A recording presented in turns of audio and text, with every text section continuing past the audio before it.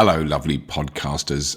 Robert Llewellyn here to present yet another beautiful, ethically sourced episode of the Fully Charged Plus podcast. Brilliant episode this week. A little bit over long. It's going to be good. If you want a long podcast, you're getting one. It's not that much longer. It's like a couple of minutes longer than we normally do. Just before we start, because I want to mention a company that are very optimistic and positive and go-getting and forward-thinking and just amazing. And that is My Energy, our sponsors for this podcast. Now, not forever. They're not going to sponsor it forever, but they're sponsoring it at the moment. And it is such a privilege to have witnessed their growth and to see what has happened with them. They're an amazing company. My Energy, MYENERGI.com. Go and have a look at their page because they're basically so exciting as well because they're bringing out some more stuff soon, but I can't talk about that. I'm not allowed. But the two products that I really focus on when I talk about them are the two that I use all the time. Used one of them today.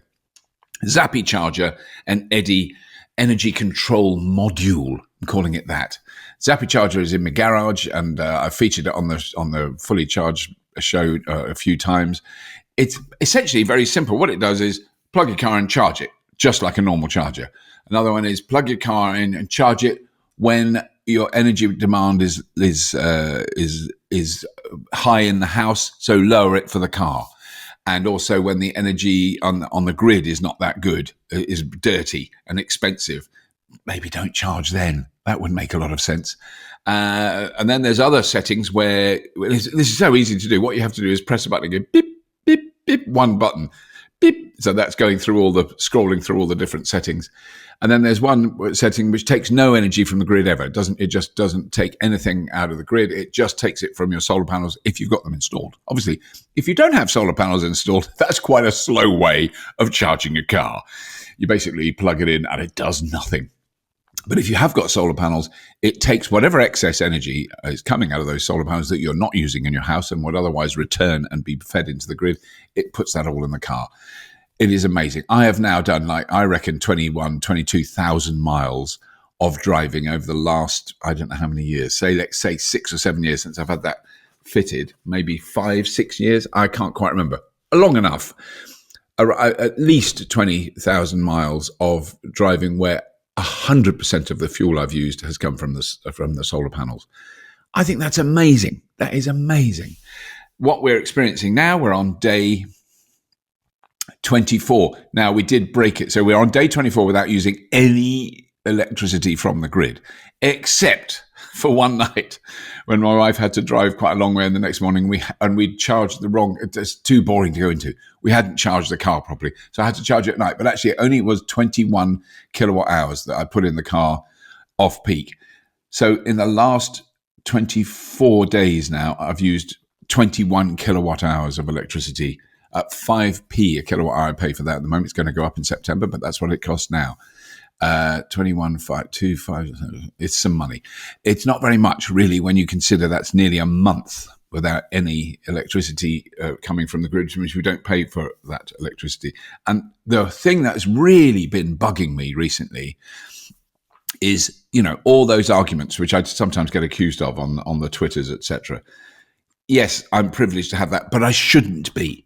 And every affordable home, every apartment, every car park should be covered in solar panels now, today. It should have been done 10 years ago, and it's a disgrace that it hasn't been. There is the technology to do this. All the problems that are in the way of us adopting a massive amount of renewable energy are political and psychological. They're not technical. They're not technological. Political, psychological, possibly economic. But actually, once you do that, we wouldn't be sending billions of dollars every day to pay for the fossil fuel we import from some of the most toxic regimes on the planet. Let's be honest. Let's not muck about.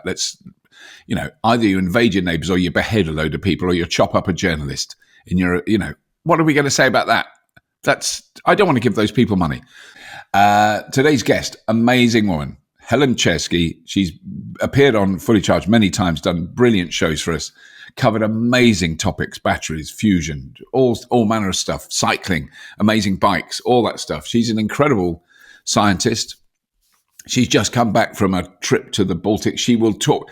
We dive in straight away with not what would immediately be apparently a fully charged show topic. And I'm not going to spoil it because it's brilliant. And she's just a fantastic person to talk to. It was an absolute joy. Lots of laughs, lots of fascinating stuff. She's just an absolute genius to listen to. She's such a brilliant communicator. Please welcome onto the Fully Charged Plus podcast, Helen Czerski.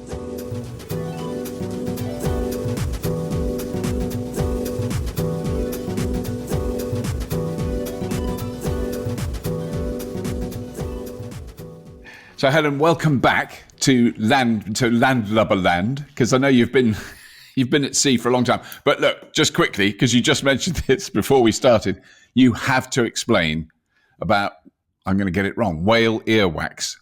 Yeah, is that right? I did on Monday. I did go to the Natural History Museum down into their basement, and they showed me their whale earwax collection. Wow. Because it turns out it's a brilliant thing. Like, first of all, it's brilliant that of all the bits of a whale that you could pick, why earwax? And it turns out that it's just this evolutionary coincidence. So whales have ears that are quite like ours because they started off as land mammals. They went into the ocean. The outside of the ear got lost because, it's not very streamlined. And then the whale kind of just closed over, and that little tube where we get earwax, that just stayed there. But now the earwax can't get out in a whale, right? So it just builds up through the whale's life. And like an entire archive of the whale's life is held in its earwax, because its earwax just keeps kind of it sort of keeps laying it down, and it carries hormones and pollutants. And so they've got these plugs, and they can sort of read the life of a whale. And so whale earwax is, Another, bonkers. I mean, I have no idea what size that a lump of whale earwax is. It sort of bigger than what you get in our ears, I'm assuming. So the minke whales, the smaller ones, were about the size of my thumb, and there was a big one that came from a fin whale or a blue whale. I think it was a fin whale that was maybe 30 centimeters long. So they just keep getting, and that's a whale that's 30 years old. So I think whales just keep growing as they get older. So this plug of earwax, and the funny thing, it gets denser as it goes because it gets more squished. So the layers all get closer together near the bottom. But they can tell how stressed the whale was. So I'm writing this book about how the ocean works, and they can basically see that in World War II, whales were really whaling stopped because war, and the whales got really stressed because of the noise. And it's recorded in their earwax that their stress hormones went through the roof. Right. So, I mean, it's actually a bit like tree rings in a way. Yeah. Yeah, exactly like that, except it's just this random bit of a whale that doesn't. And because it's like most of our bodies, our bodies are quite good at recycling. And so most things get kind of turned over. But a whale, this little plug is just stashed away anywhere in there. Yeah. There's no point offering a whale a Q-tip. A Q-tip, no. Well, there is a dimple on the outside, but it's closed up. So he showed me on the massive blue whale. I mean, we're probably not supposed to be talking about blue whales, but on the massive blue whale model they've got in the Natural History Museum, you can see this tiny little dimple if you know exactly where to look. And that's where the whale, just behind that is where the whale earwax plug is. Right. But it's sealed up now, so it can't get out. But it is there. I mean, I do think I'm so delighted that we can start off a podcast that is generally about mundane issues like electric vehicles, the future of transportation, clean energy. We're talking about whale. I think it's brilliant. I'm so thrilled. But what makes me anxious is, do they get deafer as they get older because there's more earwax for the sound to go through? We can totally do an entire podcast about whales if you want, because I do know. So basically, whales don't hear through that channel anymore. So the odontocetes, the toothed whales like dolphins and killer whales, they hear through their jaw. The blue whales, the sound actually goes in through the skull, and it's because our ears are full of air, and if you want to get sound, so sound kind of reflects off an air water surface. So basically, a whale's ear did have air on the inside, so the sound from the water would just bounce off it. So the sound has to go the other way around through the skull or through the jaw. So and actually we do that when we're underwater. So next time anyone dives into a swimming pool or into the ocean, the sound goes a bit weird. It kind of goes like louder and sort of muffled. We're hearing through our jaw because of the little pocket of air in our ears. We actually can't hear through our ears underwater, and so we hear through our jaws the way the whales do. So yes, because that's some thoughts about that. Yeah, no, it's very, very fascinating. Well, I mean, because I've worn those headphones that they were developed for building sites, the ones I tried, which press on but just behind your ear on the bone, and it's the weirdest thing when you hear that. So there was very loud music playing in a little booth I was in, and I heard a man speaking to me, and he said, "Can you hear me?" And I went, I can, over the sound of sort of Deep Purple in rock, like thrash metal. So bone conduction. So bone conduction is very useful if people have bits of their middle ear that don't work very well. You can go in the other way. But it's great. I mean, the important thing about all this, and I know a lot of what I do is a bit to the side of the fully charged main focus, because I talk about the ocean and all these other bits of science. But I think the important point is that there are common themes here, which is it's all about curiosity, right? And the ideas are shared. And it's not like if you think about whales, you're not allowed to think about energy, or you're not allowed to think about clarinets. It's that this is the joy of being human. That absolutely. You can just explore all of it. God, what I'm impressed with is that I've managed to live till being 66 years old and never, ever having the thought ever crossed my mind that whales had earwax. So, no, but I mean, I find that enormous joy in that. It's fantastic to learn that totally new thing. I'd never thought about. I didn't know anything about it.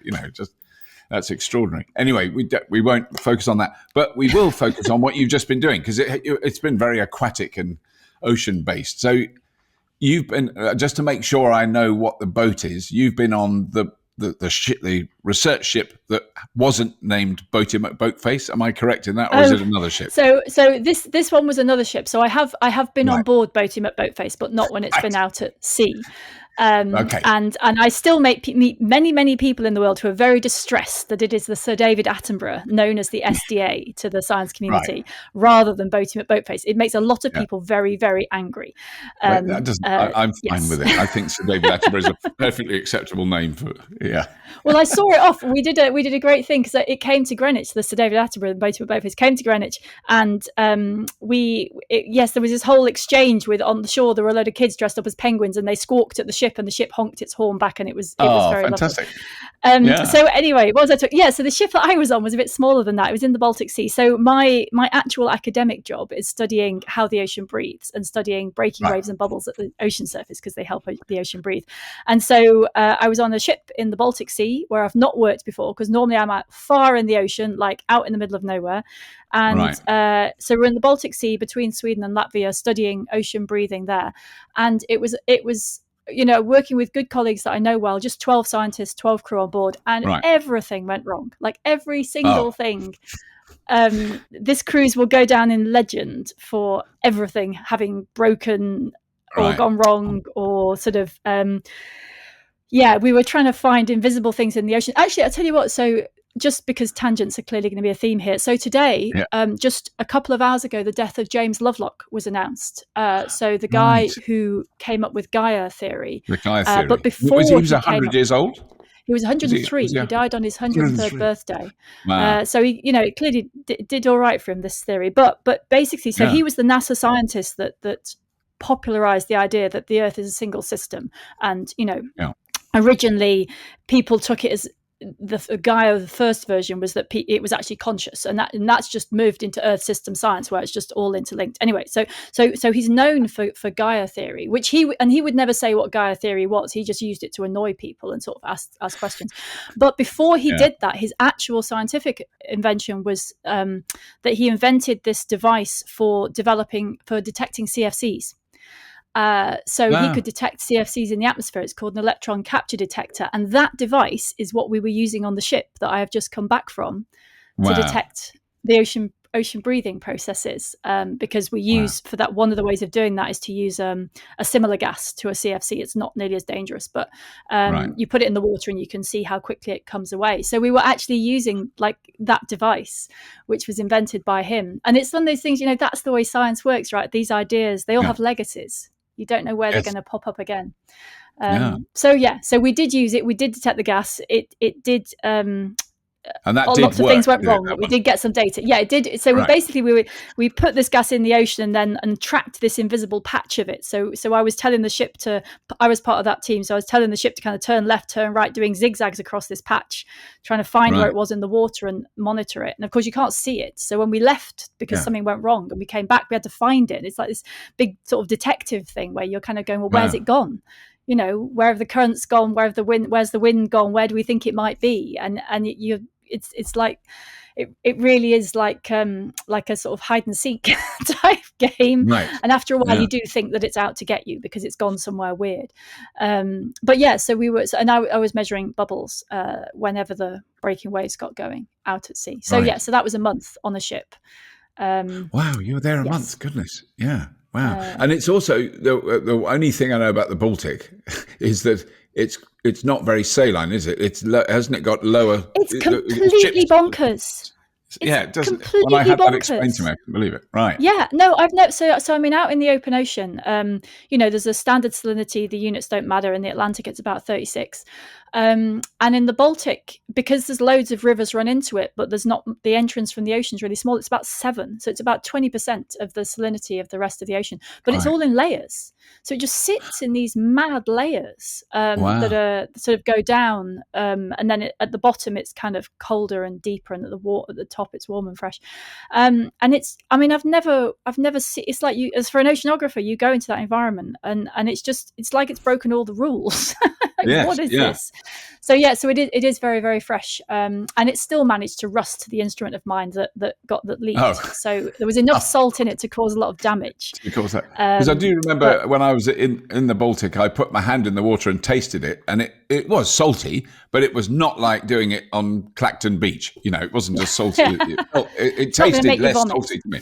No, I wanted to do that with one of the buckets that came back over the side with samples, and my colleague said, "Don't do that." And I listened to him, and I shouldn't have done. I should just have tasted it. Ocean scientists are not generally encouraged to taste it. Yeah. No, but it was only a tiny drip. It wasn't like I didn't drink like a mug full. You know, I had a little taste. Yeah. But also, didn't you have a? I mean, I don't want to if it causes problems, but did you witness a navy of a foreign power? At one point, I saw a tweet. I think you said.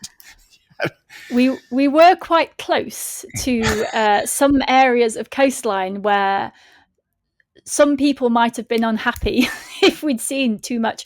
And I did have hydrophones in the water. Like I was actually listening, and I did think that when we asked for the permissions that the hydrophone was the bit they weren't very happy about. Right. Yeah. But then the hydrophone was the thing that leaked. So if there are any submarines of certain countries knocking around down there, I probably didn't hear them because my hydrophone leaked. Maybe that's why. But yeah, no, we were. I mean, it's the ocean's kind of weird like that because there is this thing where there are borders in it. So when we were tracking the patch, I called up the captain at midnight one night and said, well, can we go west? And he said, but if we do that, we have to go into Sweden and we need to give them notice. And at the moment we're in Latvia.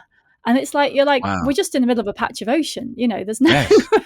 So you couldn't see land where you were when you were doing that. And the gas, the ocean's just going across. And it really highlights this thing that, national borders, obviously for human purposes, they are very useful, but completely pointless. Like all this stuff about regulating fisheries, country by country, it doesn't make any sense. The fish do not care where you put your little lines. And so it's quite hard to look at the world, to look at maps with all these national lines on when the ocean just kind of goes everywhere, right? It doesn't really matter. Like nature just goes everywhere. There aren't any of these boundaries. I'll tell you what though, we did pass a stonking great big wind farm. We actually had to go around it. And I looked at what it was and I can't just remember the name, but it was quite impressive. But it was right in the middle of the southern part of the Baltic. Which would indicate at the moment, but that it's not very deep there because at the moment, I mean, and they wouldn't have been floating. I mean, they are developing floating wind turbines, but those wouldn't have been. Yeah, no. So the Baltic's very shallow. I think the deepest point is 55 meters. It's basically a large pond. Oh wow! Right. I didn't realize it was that shallow. Okay. Yeah, there's quite a lot of potential for wind turbines, but it's great. I mean, I really like seeing them. That sort of. And we sort of had to, really go around it. So we got to see them from lots of different directions. And they are, they're just nice. They're just pretty. It's hard not to look at them. And I'm not generally a fan of sort of alien structures in nature, but I think wind turbines are just beautiful things. So So probably I'm trying to do a segue here. Probably not as big as the one you climbed in Rotterdam. Well done. Top points for that. Subtle. I should work on Radio 4. No. And actually, when I tweeted about it, I did get someone going, "Oh, those are only 4 megawatts, and they're not very, not very big." So there were lots of little ones.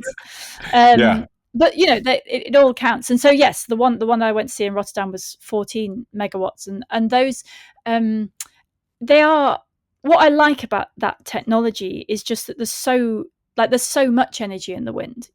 Yes, you have to cover what sounds like quite large areas, but then the ocean is very big, and I think one of the things that remains to be seen is what happens in the ocean itself, because obviously, putting things in nature doesn't always go well, should we say. But I think one of the interesting things about the wind turbines, and I don't think we know this yet, is that what's happening where you put those farms in is that ships aren't allowed into that area. So actually maybe what they're generating is an ocean bottom which is not disturbed in the same way that there's no dredging. Fishing vessels can't go there. They can't go there. Yeah. So you just, the navigation rules mean you're just not allowed in it. And I think obviously you have to think about the sound when they're put in, and they vibrate a bit as they turn. But potentially, if that was done well, I think there's the potential to actually have untouched areas of the seabed that stay untouched. It's quite intriguing, isn't it? Yeah. Because the North Sea especially, the North Sea is so full of human infrastructure, but it's also very heavily dredged. And if you can stop that, then you let things, a lot of ocean bottom life lives a very long time. So if you keep poking it, the long-lived stuff doesn't come back. So But that was the one thing that bizarrely, because it meant nothing to me at the time, but many years ago, I went to a marine research installation I think in Scotland, and I'm trying to think, we were filming something up there anyway, and they had a big tank full of cod. Well, the thing I remember is I'd never seen cod before other than from a fish and chip shop. They're quite weird looking fish, and in the middle of this huge tank, it was inside, there was all these cod swimming about. In the middle was a great big circle of metal that was vibrating, not violently, but it was doing, and what it was recreating what they imagined a wind turbine's pole, the post, whether it would disturb fish, how it would affect them, that's what they were researching in that pond. Well, this was possibly 20 years ago, and at the time I didn't know what that meant. What do you mean? What's a wind turbine? I don't know. And I was just so fascinated by seeing cod, because they're just. I thought a cod was like a perch that you get in a river. I thought it was like a smooth fish. It's got lots of knobbly bits at the front. They're quite odd. Yeah. Well, I mean, so fish. I mean, the first thing there is that fish do have ears. Their ears are also inside, not like the whales, but they are very acoustical creatures, actually. Yeah. Cod and haddock have a swim bladder which they kind of drum on to make a noise when they're mating.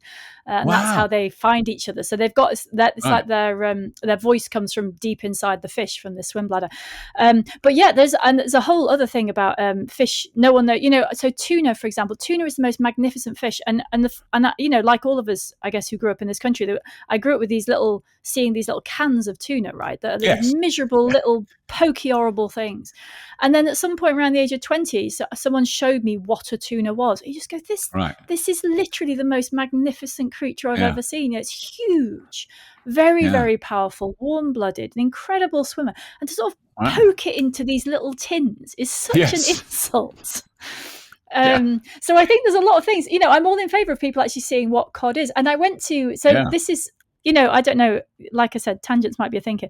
I went to the Billingsgate Fish Market in London for the book I'm writing, and there are all these, they sell whole fish, and they actually have to teach people what to do with a whole fish because nobody knows anymore. And it's that thing where you're like, when we're discussing energy and transport and those big things, and you kind of think the people, to think about those things, you need to have some idea of like how the world works. If you forget what a fish actually is, or how an ecosystem works, like how are you going to be able to design systems for humans to get around and do stuff that make any sense, right? And so I was actually talking to someone yesterday about, so I teach I do my research in an engineering faculty at University College London, and I was like, I want to teach these engineers how the planet works, because otherwise I don't trust them to go out and not design things that aren't making things worse. Critically important. So I think there's a lot of perspective. So that, and I hope that some of that is what I can bring to Fully Charged sometimes, is that perspective of like a planet. Here we all are. Yes. We're basically spinning in space, and this ball of atoms is all we've got. And it's got two fundamental rules. Energy flows through, comes from the sun, hangs around a bit, clears off into space, and the matter goes round and round. The atoms we've got are the only ones we get, whatever Elon Musk thinks about mining on Mars. I have my opinions about that. You didn't have to bring him up. or insert billionaire of choice. But that concept of like, this is how, them's the rules, you got to deal with that. And it's nature has been dealing with this. I mean, that was certainly, because I'm that much older than you, but it was definitely a thing that I was aware of as quite a young person when the first, I think it was probably even pre the first moon landings, but it's when the first space capsules went round the moon, and then they saw the sun rise, the Earth rise, and they took photographs of it with cameras with film in. When you saw those, I can remember I would have been 12, 13 years old, and I saw those pictures, and it made me feel nervous and dizzy, because it made me realize that I was on this little blue thing, that it wasn't, there was an edge. There was an edge to it all, and it was just such an extraordinary thing. And maybe scientists had seen that image before, but certainly the general public hadn't. We didn't know. Well, nobody. So I think there's two. There were the Blue Marble and Earthrise. I think Earthrise was one in 1968, taken by Bill Anders on Apollo 8. And then, so I would have been 12. Okay, that Blue Marble was 1972, coming back to Earth, and that was the first full disc where Earth was fully lit as a disc. I think we went to space, but we looked back at Earth. The most valuable thing about the Apollo missions was that we saw ourselves, and everyone forgets that. Like, nobody looks at pictures from the moon and looks at the moon. They look at pictures of the moon and they look over the top to Earth, right? To Earth, absolutely. That's how it works. And I mean, that was that inspired the whole Earth catalogue. You could sort of say that actual moment inspired an enormous, and not all of it sensible or very scientifically based, but it absolutely made people go, oh, hang on a minute, this is all we've got. We can't trash this. That whole concept, we cannot trash all this because there's nowhere else to go. And I think up to that point, we always thought, even if you think think of it over the last, say, 250 years, since sort of the beginning of Industrial Revolution, there's been somewhere else you could go. You go to America. If you lived in Europe and it was cramped and smelly and dirty, you could go to America and it was huge and open. And you could go to Australia and it was all these places you could still go to. Well, we've gone everywhere. There's nowhere else to go. We kind of have to look after our backyard now. I think that is, for me, the underlying thing of what we're trying to communicate with, many things, but Fully Charged in particular, that we have to try and find a way where we can survive on this planet as human beings. That's I said that on Twitter the other day, and it was just a throwaway thing. I said, look, honestly, the planet's fine. The planet doesn't give a toss what we do. The planet will still be here long after we've gone. I don't care about the planet. I care about us. And if we're going to survive that's here, the thing, we until this point we've had a predictable planet, and that's what has allowed us to put our agriculture in certain places and our trade routes in certain places. And the planet's been through mass extinctions before. It's been hotter than this and it's been colder than this, but it hasn't had the richness of life like this. And this is what we're about to destroy. But I think actually it's a hopeful thing, as I think that it's there, because sometimes it sounds very depressing when you go, there's kind of nowhere else to go, basically, because anyone who's thinking about going to Mars, the cosmic radiation will give you terminal cancer before you've got back. No one has solved that problem. It's not, the robots are a good thing to send to Mars because humans will die very quickly unless we solve the cosmic radiation problem. Earth is inside this nice magnetic field which protects us from all that inside a shield. So we've talked about so many things. What was I going on about? But it's quite a hopeful thought. It's quite a hopeful thought, I think, that once you actually look back and you go, so fine, it's a finite planet, but isn't it amazing? right? There's all these things, there's all this potential, there's all this variety, and we've not screwed it up terminally yet. Terminally, no.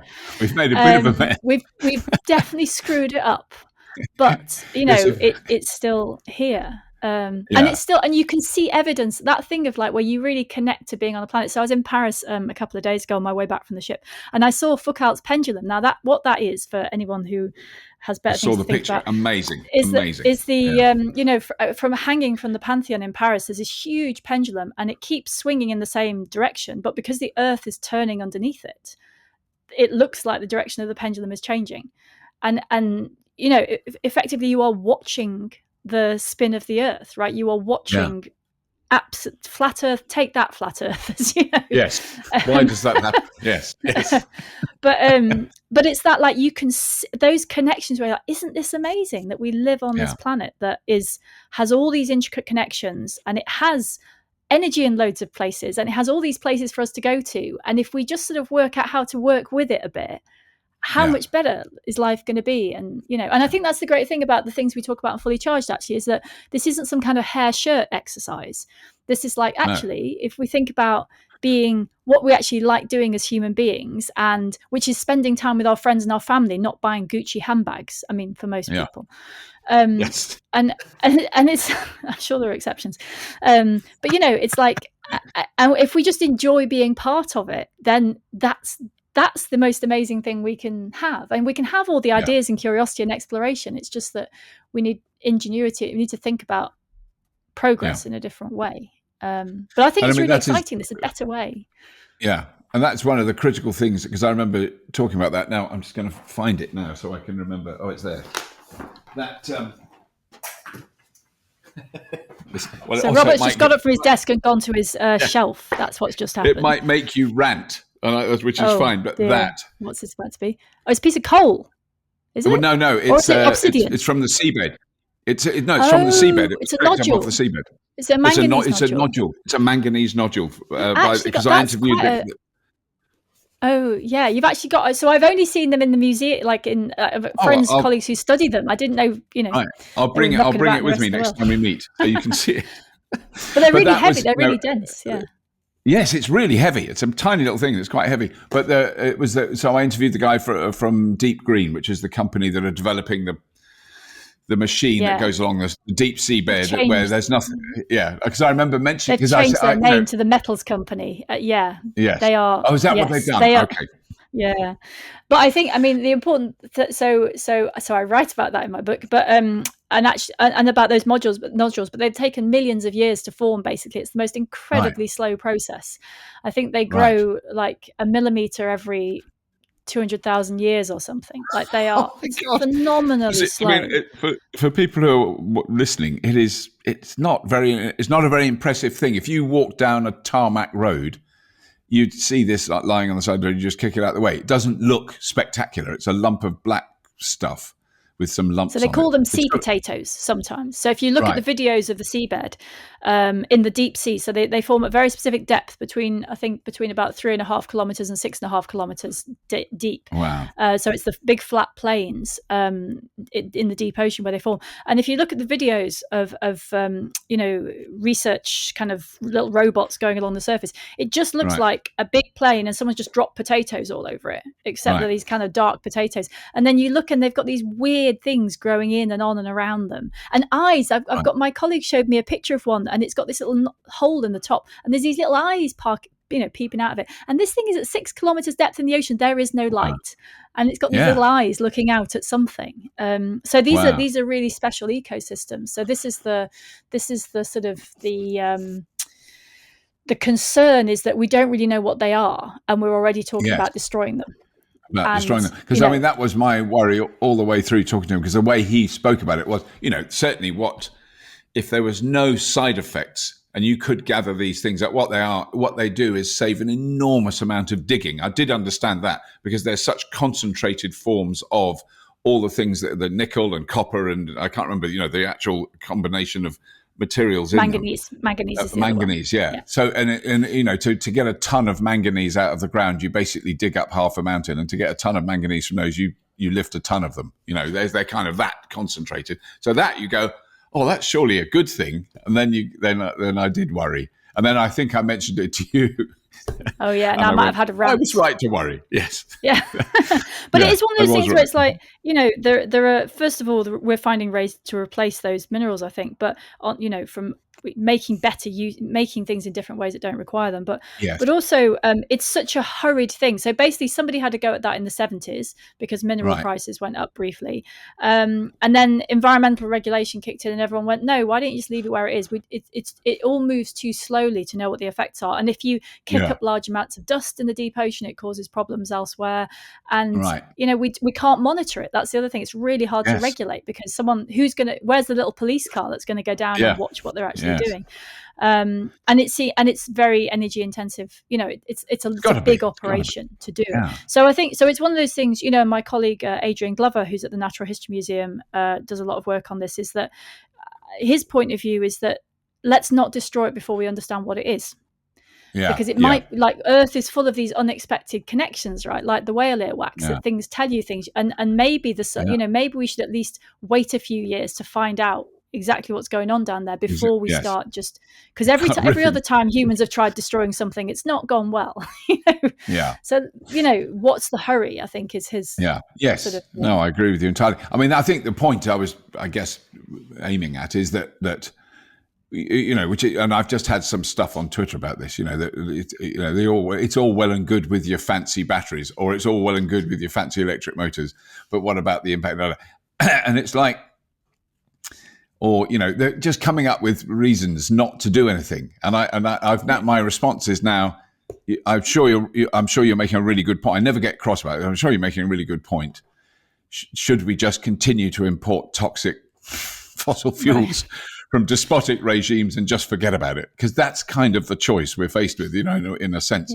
But it is that thing where we've got to, and I've always argued this, we've got to be able to mine the stuff we need with that vision of that planet floating in space in our minds.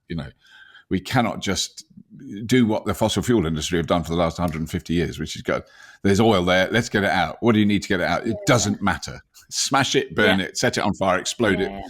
Throw the people who live there off, all those that horrendous history. We can't do that. And somehow we have to find a way around doing that. And it's really difficult, I think. I mean, I wouldn't want to be in Well, I mean, we live, there's this thing of cheap, the oil, the energy. If you look at the history of human development, the thing that has made things accessible is more energy, right? We learn to cook so you can extract more energy from your food. And then you learn to have fires and burn things, and that gives you energy to do so. Fundamentally, if you have enough energy, you can do whatever you want, which is why, so I went to Tokamak Energy a couple of weeks ago for Fully Charged to look at fusion. Fusion is not going to get us to net zero, but it might let us do a lot of things past that point, because once you have huge amounts of energy, rearranging atoms is actually perfectly possible. You can rearrange atoms however you want if you have enough energy. And so all these questions about how you recycle things or what you do with past waste, actually, if you have infinite amounts of energy, that problem goes away, because if you have enough energy, you can always do it. The problem is that we've had cheap energy in the fossil fuels for a bit, and we're kind of used to it, and we haven't got a substitute. But actually, if we can kind of cross that valley and get fusion energy, then suddenly we can deal with these problems very easily. We've just got to not, but we've got a 30-year gap if that works, and we can make things a lot worse in 30 years. And we've got to not do it. But what I am optimistic about, though, is that so I've been, well, like you have, banging away about these things for years, but in my case, particularly about the ocean. And I used to, like, even 6 or 7 years ago, I was going to people saying, I've got all the, I do talks on everything. People always want talks on everything. And I'd say, can I do a talk on the ocean? They go, well, I think people would prefer astronomy or something else. And there was this kind of, we don't know what the ocean is. We don't want to talk about it. Even earth science, like, we don't really know. We don't really think it's interesting because we don't know there's anything to know. And now they're coming to me and saying, can you tell us? Right. What's happening with the ocean? That switch, and even just the planet, like that, that's the thing that makes me most optimistic, is that suddenly people have worked out there's something to know, and then they haven't got the excuse anymore, right? They've got to go and find out about it. And so So I do think things will change, but I definitely think there's a large proportion of society that haven't realised how big a change we're talking about. Yeah. But I'm not afraid of it. I think all who wants to breathe in exhaust fumes, right? Like that's no fun. No one would choose that, given any options that weren't that. So I do think I am very optimistic about a lot of these things, but I do think that it only comes with a perspective shift, is that you kind of need to be hit around the head with the perspective thing. Which is why I actually talk quite a lot. It's quite interesting that you brought up the Apollo images of Earth, because I talk about those a lot, because that's you need to, it's that kind of, welly to the head. That moment. That you you convey that, and then suddenly everything becomes possible. So, so I think it's a lot about perspective. Yes. No, it's that's a very good response to it. I mean, it is. I just try and focus on the kind of the positive things, but not live in a bubble where everything's lovely. So if everyone had an electric car, we'd all be happy. No, that's not the solution. If everybody who needed to drive an electric car very occasionally, who needed to drive a car very occasionally, and they used an electric one, that's quite good. And there were much less cars, and most people use public transport and bicycles. That, you can say that, and I mean, it's so obviously the answer. And when you're in somewhere where that is the norm, like the Netherlands, certain parts of the Netherlands, you can go, when you walk down a street, and you go, oh, what? This is how it should be. It's ridiculous. And there's a tram going past, and there's loads of people on bikes and people walking. And then over there, somewhere, there's a car, but you don't, it doesn't come anywhere near me. But I think that's exactly the thing, is that I think one of the things that people have not been very good at in general, and it is the thing we try and do in Fully Charged, is paint a picture of this future. Because at the moment, the whole thing is painted as walking away from something. And we know what that thing is, but we're walking away from it. And what people do a lot less is actually say, well, here's a whole picture of what we're walking towards. Not just, here's a scooter or here's a thing, but actually here's a picture of the world. That all of it, how you travel, how you eat, and this is what it looks like, and isn't it great? Isn't it fairer, and all of those things, and so I think we need to get much better at showing people that. I would love to get a really good graphics designer or something, and just say, this is like, kind of do that wipe thing that people sometimes do, where you kind of have a picture of a street and you kind of wipe across it, and it becomes something else, and like that.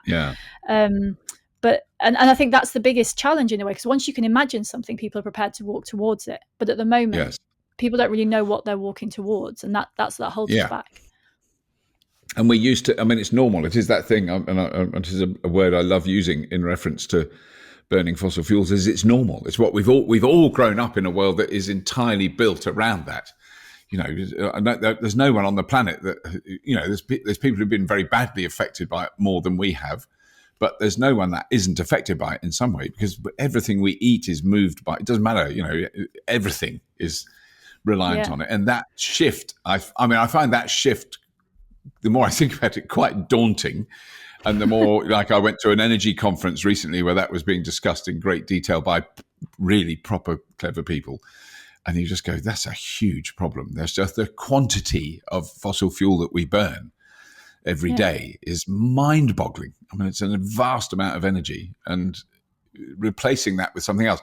And I mean, that's it is one of the topics I wanted to ask you about, because it's very easy to be cynical about things like fusion, because I've heard about it for so long, and there's not an obvious breakthrough. But you seem to be would you say you were slightly more optimistic about it post tokamak than?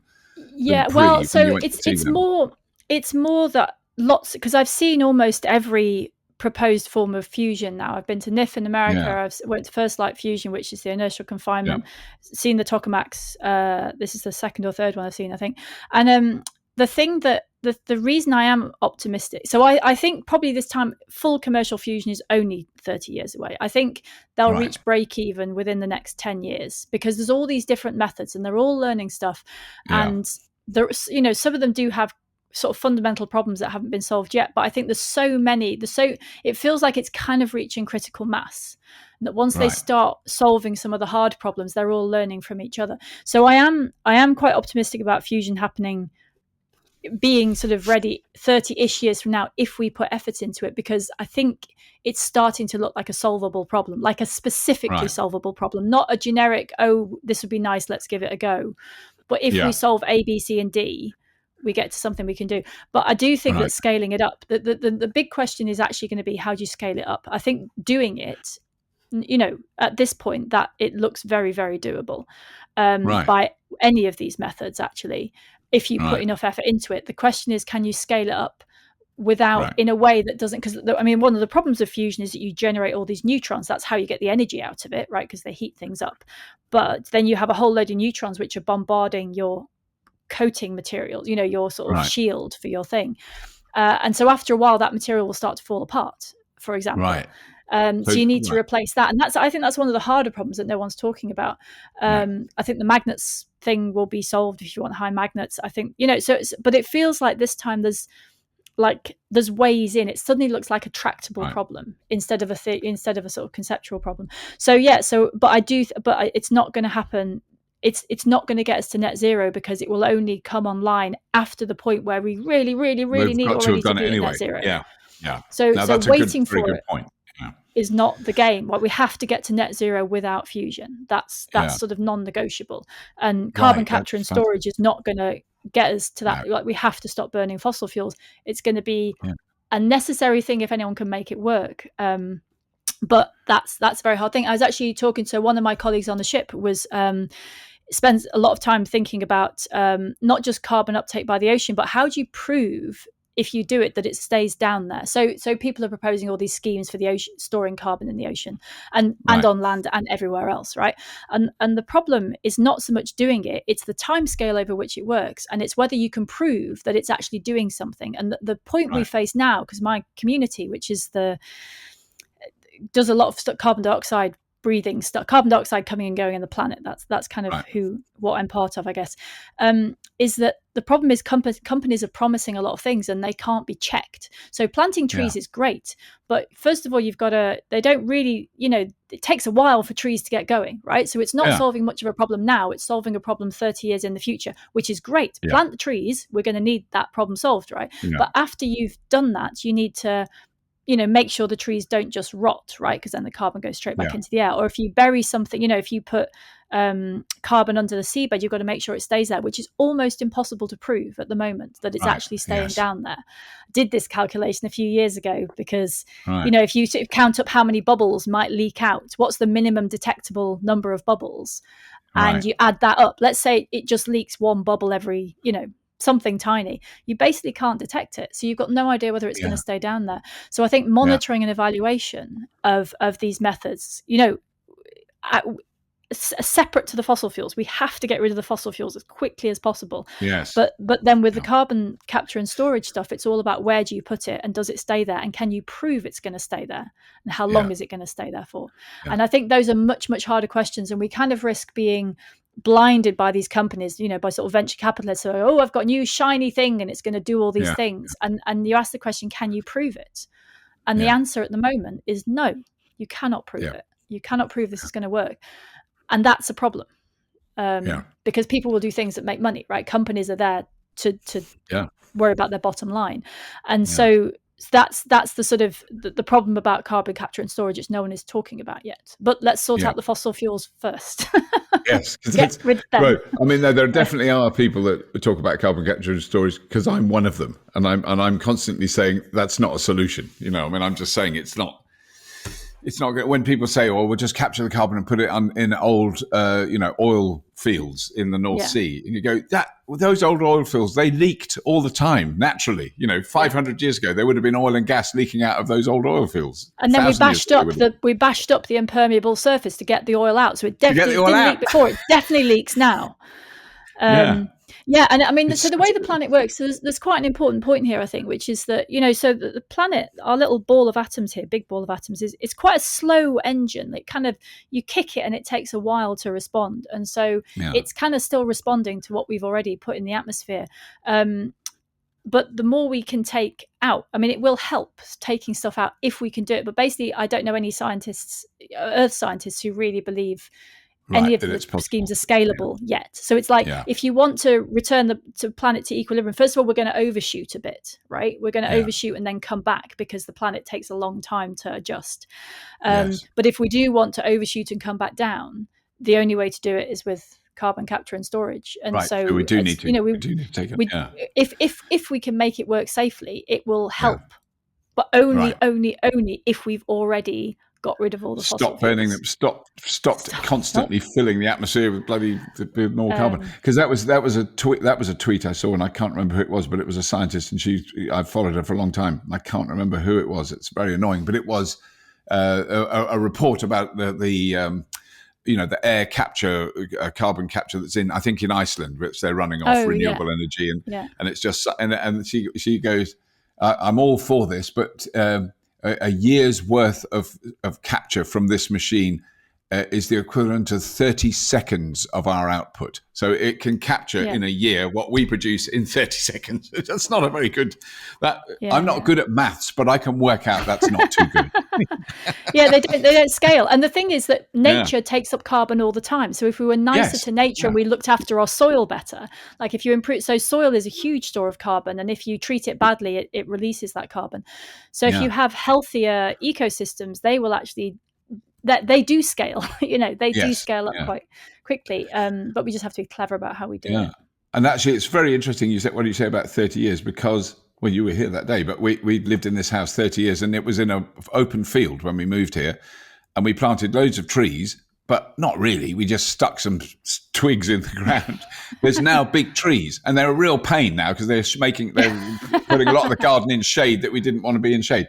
But if that's taken 30 years, they're not that big. I mean, in another 30 years, they'll be a lot bigger. But it is really, I didn't notice them for so long because they took so long to grow. When you live somewhere and you put a stick in the ground, it turns into a bit of a hedge, and then it turns into a bit of a bigger bush. And then you suddenly go, oh, that's actually a tree. Oh my God. But that was, it's 30 years. Yeah. I mean, it's a long time. It's not an instant. But, trees are amazing structures. They're really valuable, but they're also really interesting, because most of a tree is just holding the rest of the tree up, right? Most of a tree is dead, and it's just holding up the living bits on the outside. But that middle bit, which is dead, is a fabulous store, not only of carbon but of raw materials. If we included more wood in our buildings, that's a very natural place to kind of store carbon, right? If you have less, so concrete, to come back to the ocean, so concrete comes from sea creatures which have collected calcium, turned it into limestone. Right. So if it wasn't for the sea creatures sort of hoovering up the calcium, like tiny cell by tiny cell, there wouldn't be enough of a concentrated calcium source to make concrete. But when you make cement, you take that, you drive off the carbon dioxide, and then, I think I actually had the number the other day. We generate 1.4 cubic meters of concrete every year for every person on Earth. It's a vast amount, and all of it is giving off carbon dioxide, not just because of the heat you need to heat it up and to transport it around, but just because when you make it, you take a rock and you take out the bit you want, which goes in the cement, and the rest of it is carbon dioxide, and that goes into the atmosphere. And so if you use wood instead of concrete, right, you're kind of you're winning both ways, right? You're not emitting the carbon from the cement, and you are storing the carbon in the wood. And so I think there's all these little things that, and architects are thinking about all of this, but there's all these little things where there are ways to do these things, and we can still have buildings. It's fine. Yeah. Yes, you don't have to live in caves, like people say on Twitter. But it's just being a bit clever. We'll just have to become Scandinavian and live in log huts, which are probably quite nice. But it's just a bit of thinking about going where things go from and where they go to. Gets you a long way. That does. I mean, that's what's encouraging is that it's sort of encouraging is that we did some of the right things here. We built a house out of wood. So I can be very holier than thou and go, well, our house is completely made of timber. But the downside is we did use a lot of concrete in the base. Right. we didn't come up with anything else. I mean, it was a long time ago, but my God, I remember the cement trucks coming around and pouring all this stuff in the ground. It was. Well, once you can't see it now. That's the thing. Well, that's. I mean, and that's why. And actually, so when I was in Paris the other day, we went down a street, and my friend showed me that there was this place where they had he said they'd been digging something, but they basically built a concrete platform just to balance something on to dig the hole, and then they were smashing it up. Wow. Because it didn't need to, it was just a temporary, and I was like, what is this? You know, so I think cement is something we need to think very carefully about. And, you know, and a lot of this is kind of longer term thinking, and it's expensive in the short term. But I think that's the thing, we're having a bit of perspective and sort of some sense of responsibility to the future. You know, we have to make that choice, because even if it's more expensive now, the alternative is far, far, far more expensive in the long term. That's what is becoming very apparent. I don't want to go on because I'd like to talk about whale earwax all day, or the sea, or bubbles. I mean, it's amazing, but I'm sort of keeping a vague eye on the time. But the other thing I'd love to talk to you about, because it's been a frustration of mine for a long time, really, basically since I met you, which is when you did a bit of beautiful filming in the Arctic, and we've never used that footage. And it's great, and it's such a difficult one to put in context. But it was the electric skidoos, wasn't it? We tried to find an excuse. Electric skidoos ever at the North Pole. And I was there with them on a research ship, and I filmed a little. But what is amazing, you filmed that on I think just on a phone, didn't you? It wasn't anything spectacular. Right. And the sound is really special. It's a kind of really dead sound. It's like you'd filmed it in one of those rooms where they make it acoustically dead. There was it was just the most extraordinary sound, and that's just from a phone microphone. It's nothing. No, we didn't do anything. But it is. I mean, it is a very special environment, and it is what the great thing. I mean, I am obviously exceptionally privileged to have had, you know, like you, I've travelled, I've seen a lot of the things on the planet. I've seen how amazing this planet is. But that sense of being, you know, at the top of the world, you've got 4 kilometers of ocean beneath you. There's a thin lid of ice which is barely 2 meters thick, and you can stand on it like it's land. And above you, there's just sky. And this massive ship becomes this tiny speck. And you are just drifting at the top of the world inside this gigantic machine, and you're watching it turn, and that is your job. And that sort of thing where, and you know, at that point, the world is literally revolving around you. If you've ever been that kind of narcissist that wants to say that is then literally true. But that sort of this is what a planetary engine looks like. This is an engine. We're not just living on an engine. We're part of it. Our cells, you know, all the atoms that are in our cells they've been part of historical figures. They've been part of trees. They've been part of dinosaurs. They've been part of rocks. We are a part of this living engine. Isn't that an amazing thing? So when we were there, and we had the electric skidoos because we were studying tiny particles in the atmosphere. So obviously we didn't want to burn diesel and put any more in. Right. So the chief scientist was very, very strict about not using diesel generators out on the ice, which made everyone much more comfortable, did make it a bit harder. And then one day, because they were measuring, so tiny, tiny particles, you know, like naturally here in the south of England, even without humans, there would be about 5,000, you know, things that come off trees, 5,000 per cubic centimeter this is. So things that come off trees, things that kind of, you know, dust, all that kind of stuff. And then pollution obviously adds more, right? So 5,000 is the number to remember. So up there in the Arctic and the high Arctic, there are two particles. That's how clean the air is. So obviously any little puff, you know, anything burning would have mucked up the experiments. And then one day there was this day where there were these odd little puffs, and the scientists were like, what's going on here? There's some little thing. And we went and found that the helicopter pilot, who was not allowed to fly very often because of the particulates that helicopters produce, had been spending his days skiing around the ice floe, which was quite big, 2 kilometers across. And he'd found a little hillock on the other side, and he'd been making hot chocolate on a Primus stove round and you could register that. I mean, you were aware of that from a distance. Yeah. Wow, that is extraordinary. But that's how small. Yeah, and like you couldn't see your breath even when it was minus 14 because there was no. So you know when water condenses when you breathe out, it needs little things to condense onto. So if there's no particles, you're kidding. Wow. You don't get any. So you can actually do a thing where if you have a hot cup of tea that should be steaming and it's not steaming, and you kind of flick a cigarette lighter above it because that produces lots of particles, you get a sudden little puff of particles. Because you can suddenly got something to condense on, and all of that matters for the way the engine functions and whether you have clouds and you know energy escaping into space. And so the electric skidoos were actually, I would love that to be seen at some point, just because it was the first time they'd ever been taken there, because these were the first electric skidoos in the world, and no one else had taken them out on an icebreaker, so they must have been the first electric skidoos at the North Pole. But then that's the only. I mean, because that was that the first time you'd been, or the only time you've been to the North Pole. Yeah. Yeah. So I've plenty of times on the global ocean, but that's the first time, the only time I've been there. Because I'm only just wondering if how there's a man I met a few years ago who was an oil and gas engineer and was a deep sea diver and did oil rig maintenance. He ran a company that did maintenance on big oil rigs in the North Sea.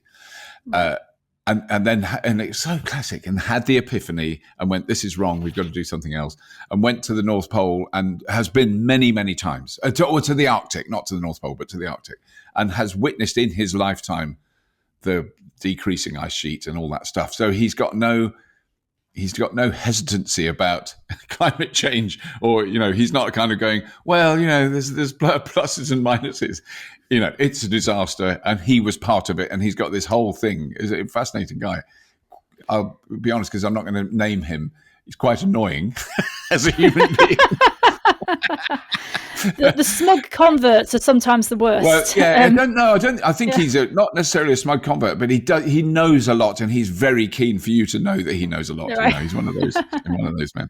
But anyway, that was quite shocking when he told me that, how much it's receded. But I suppose if you've been once, you wouldn't have been aware of that. But I'm just wondering whether there were other people on the ship with you that were more aware of that, I guess. So obviously there are fluctuations from year to year, and that it's always hard to separate personal experience from specific highs and lows. I have a colleague who so you can WhatsApp people. So a colleague who was on not the same icebreaker I was, but one of the German ones, who I could, and you get WhatsApp on ships now. So I've been WhatsApping him, and he's out there, and he's been saying that the ice is even just looking for places to work, because as a scientist you often want to walk out on the ice, so it obviously has to be thick enough and stable enough for you to walk out on, and it's getting much harder to find that type of ice, even with an icebreaker. And the thickest ice tends to be around the north of Greenland. It's sort of thinnest and most diffuse around Russia, and then it all gets pushed across and it kind of piles up against Greenland, where you get these big multi-year ice things that were kind of 5 meters thick. And there's none of that. But actually, and even if you read, so yes, it does. Even in personal experience, people are starting to see differences. But the biggest difference you see is so I read recently, I went to Norway to see the Fram, which was a ship that 100 and a bit years ago froze into the ice on the Russian side of the North Pole and drifted all the way across, because kind of frozen in. Fridtjof Nansen was the guy, the sort of slightly mad scientist who did this. But I read his diaries and the biography of him that talked about his experience of being in the ice, because he spent sort of 2 years, because he got bored of waiting for the ship to drift over the North Pole. That was his idea, that it would just kind of drift across, and then he could just sit there in his ship and get there. And the ship is amazing. It's in Oslo. If you ever anywhere go to France, beautiful ship. It's basically like a giant fruit bowl. It's got a very strange hull, but it was designed so that when the ice squeezed on it, it popped up, and so it didn't get crushed. But his descriptions of summer on the ice, that's 100 years ago. That's where it really hits, I think, is because you read his description, not just of the numbers of seals and things that you found around, but how thick the ice was and how it moved, and you can totally tell the difference. And we've just done for the first time 2 seasons ago, during the first winter of the pandemic, the second time anyone's tried to drift across the Arctic like that. A ship did it, called Mosaic Expedition, and the difference is that they basically did exactly the same thing, and the differences between what they saw, it's really striking. Yes, the poles are definitely the point at which this is becoming most obvious, but it's applying, the rest of the planet is feeling it as well, as we've just seen with these heat waves. Yes. So but we can do this better. Mentioning just for people outside who aren't in the UK, who may have missed it in their news feed, but we tipped over 40 degrees centigrade on a day, or about a week ago, wasn't it, in the UK, which has never happened before. In the south of England. And we've, I think the hottest we've ever had was like 38, somewhere around 38 point something. Yeah. And that is grim, that's above body temperature. That's 40 is interesting how hot it felt here, because even where I live, we're quite high up here, and all I ever do is moan about how much colder it is here than even 2 miles away down in the valley, it's warmer. It was really hot here that day. I think we were up at around 38 degrees. I've never known anything like that. So I think that was a little alarm bell tinkling away in the background that day, I think. Well, the important thing is, and I think this, I do want to say this, because I think it's important, is that we can fix this. That's really important. I think it's really important that everyone remembers that we are not everything we do earlier and sooner and better will make it better. Yeah. Every single thing, every single little thing you do. And so that I think it's really important that, if you don't have meat for one lunch, or you cycle instead of driving, we need much, much, much more of it. But every little thing counts, and it counts now. And so I think, but we can do this. Like we see it, right, on Fully Charged. We see the people who are going to make this change happen. We talk to them. It's all, we can do this. We have the technology already. It's going to get better, but we have it. And it's just, we just have to use it as quickly as possible and take on this change as an exciting adventure and not as a punishment. I think that's really important. I think that is a very, very good end point, Helen. That is brilliant. That's very good. No, you're absolutely, that is exactly what it is. Even today, the engineers I was speaking to today, who are developing really a hyper-efficient electric drivetrain. So it's quite esoteric, and it's quite, this is for buses and trucks and delivery vehicles, not for cars. And they're driven absolutely by that thing. We can make this better. They all come out of the automotive industry. They've all worked for posh car companies and all that. They've all stopped that because they know we can't carry on doing that. And they tried to talk themselves out of it, and they tried to hold on to their old, very well-paid jobs in the big automotive, and they couldn't do it. It's really interesting. And these are engineers, technicians, battery chemists.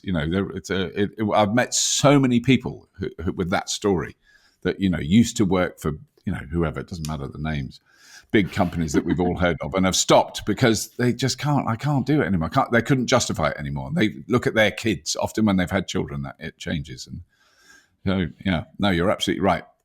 We have to remain optimistic, hopeful, and prepared to go on an exciting adventure. Yes, to make I think things so. better. Brilliant. We've gone over an hour. Damn it! I was trying to get under an hour. But it's been absolutely fascinating, Helen. Thank you so much for doing it. It's brilliant. And You're very welcome. I know we're going to be doing lots more shows with you, and for me, I just love it. So and they've been your shows have been really successful. They've done really well. So it's fantastic that you do it. Well, maybe we'll do one on whale earwax one day. Whale earwax, I think, needs might be covering. A little bit off the Fully Charged. I can see the thumbnail. I can see the thumbnail on YouTube. I think it would get a lot of views. I think we should do it. Yeah. All right. Thanks so much. Cool. See you soon. All right. Cool. Cheers.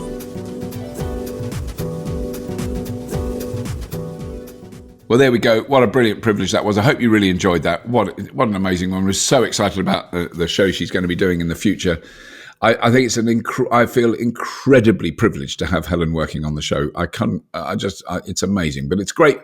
In a sense, it's great for her because she's got editorial control over what she does. She does do a lot of stuff for the BBC. She does a lot of science communication through her work at the university and all that stuff. But I think she has fun doing stuff for us, which is really lucky for us. We're very, very lucky to have her. That's all. San Diego, 10th and 11th of September at the Convention Center. If you get a chance to come, Helen will be there. She's going to be talking there. She's going to be running panels there. She's going to be doing presentations there. It's really worth us coming along just to see Helen. Ignore me. Come along to see Helen. I'll be there too. And so will Jack Scarlett. It's going to be an amazing show. And a lot of other YouTubers and all sorts of amazing people that you all know. You'll know them. And they're wonderful. I will mention all the names in a future episode. Please do subscribe to the Fully Charged Show podcast. Tell your mates. Have a look at the Patreon link, which is in the show notes for this episode. And that's it. As always, if you have been, thank you for listening.